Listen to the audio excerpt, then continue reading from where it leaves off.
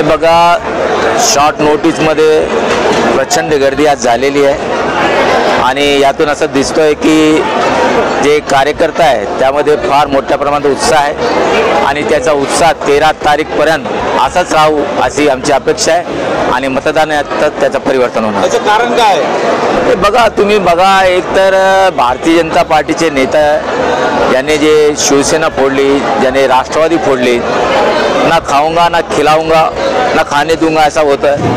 72 कोटीचा कर्ज, 72,000 कोटीचा कर्ज काढायचा आरोप लावायचा अजित पवारला आणि चौथ्या दिवशी त्यांना उपमुख्यमंत्री करायचं।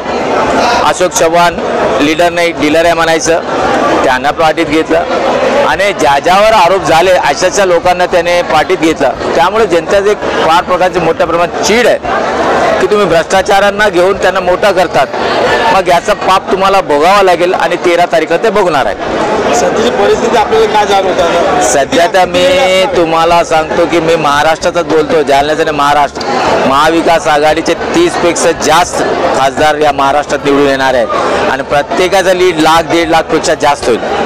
कारण उद्धवसाहेब ठाकरे यांचा जे शिवसेना आहे ओरिजिनल ते आमच्या सोबत आहे आणि मागे हीच ताकद त्यांच्या सोबत होत असताना त्यांची 2-2, 3-3 लाखची लीड होती, आता हे आमच्या सोबत सगळे ओरिजिनल तुमच्या बरोबर आहे। यास ओरिजिनल आमच्या वगैरे आहे आणि जे ईडीले घाबरतात ते आमच्या सोबत नाही।